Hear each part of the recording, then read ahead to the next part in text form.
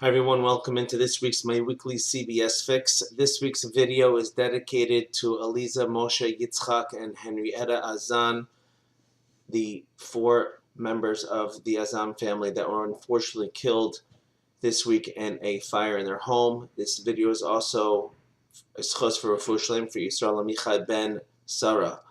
In this week's Parsha, Parshas Vayigash, Yosef reveals himself to his brothers, his true identity, and there's incredible rejoicing.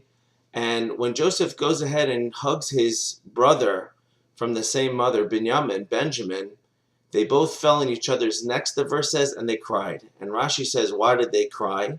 They cried because each one realized that the temples that were both built and their portions would ultimately be destroyed. That means Israel was divided into different portions for the different tribes, and both the tribe of Joseph and the tribe of Benjamin had the merit that it should be built in their lots and their portions. And because they got destroyed, therefore they cried. The famous Rabbi Mordechai Pagramansky asks the following question. This doesn't really seem the opportune time to be crying at this point. Such an incredible reunion, a time of incredible joy. Why should they be crying and mourning something that hasn't even been built yet? That's the question that he asks. And he gives an incredible answer. His answer is based on the verse in Yeshayahu that says, and we say this by every funeral, Ubila Hashem Mavas Lanetzach, that Hashem will swallow up death forever. Umach Hashem Dima Bal Kaponem, and Hashem will wipe away all tears from every single face. Which means that at one point when Mashiach comes, that is going to be the existence, that there will be no more death and no more tears, and it seems to include even tears of joy. All tears from all faces. The question is, why even tears of joy? And he explains very incredibly that when a person cries, even tears of joy, what he's crying for is a subconscious understanding of the soul that the height of the moment of ecstasy and pleasure and happiness and joy that you are experiencing right now is not going to last. It's eventually going to fade. And so if a person, let's say, they hear great news and they're crying tears of joy, that moment of ecstasy is eventually going to fade away. And that is something that only the soul can feel. That subconscious level of the soul understands that it's going to fade. There's always going to be that crescendo which we're celebrating, but then eventually it loses its excitement, and therefore that's why the person cries even when at a joyful moment. And therefore Joseph and Benjamin both realized that it's an incredible moment that they're having right now. But they were crying because they knew that this moment, ultimately, their reunion, the fact that they were reunited, meant that Israel was going to be separated. Because it was going to be separated, each one would have their own portion, and each one would have their own temples built in their portion. But ultimately, they knew the temporary state of their temple, and so therefore they cried, because the crying was a crying of that. Even as excited as we are now, ultimately, it's going to be a little demise. To kind of bridge to incredible news that happened this week with the release of Rabbi Shalom Rabashkin from prison, everybody is completely joyful. And it's nothing short of miraculous that he got out very early.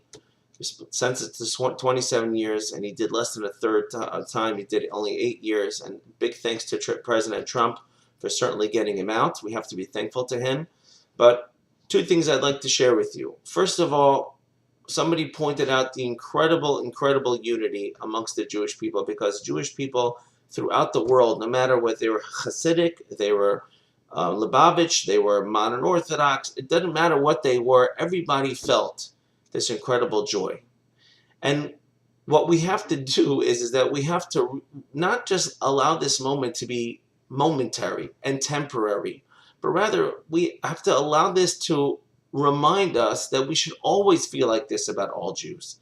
Not just when something incredible happens. Yeah, it's a nice catalyst, and it's wonderful that he had the merit to unite all Jews, all of Klal Yisrael together.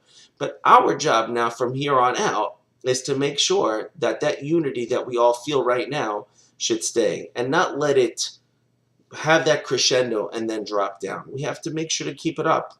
And somebody else said to me that he was so full of bitachon, of trust in Hashem while he was in prison. And we, who are thankfully not in prison, have to learn a lesson that we shouldn't wait till we get to prison to then put our full trust in Hashem. Our full trust in Hashem should be when we're out here. We're free. We have to think constantly everything about Hashem, not just when I have no choice but to trust in Hashem, so I'm going to trust in Hashem. No, we have to trust in Hashem all the time in everything that happens to us, because we're in a certain sense also confined. We're confined to the wishes of Hashem, even out here. And so therefore, let the momentous occasion try to live on for as long as possible. But know at the same time that even a tear of joy is caused, the root of it is simply because of this understanding that the soul knows that the momentous occasion won't last forever, but in the future, when Hashem will wipe away all tears, the excitement that we'll have greeting Mashiach will never end, and therefore there will never be a tear of joy, because there's nothing to be crying for. There's no reason to be tear, because there's nothing that is eventually going to fade out. It's always going to be the same level, or maybe even increasing our knowledge, our awareness of Hashem, our purpose in understanding everything about Hashem, and maybe see that day soon, speedily in our days, and may our Hashem saving us come as quickly as it felt for Rabbi Rabashkin. Thank you for listening. Have a good Shabbos.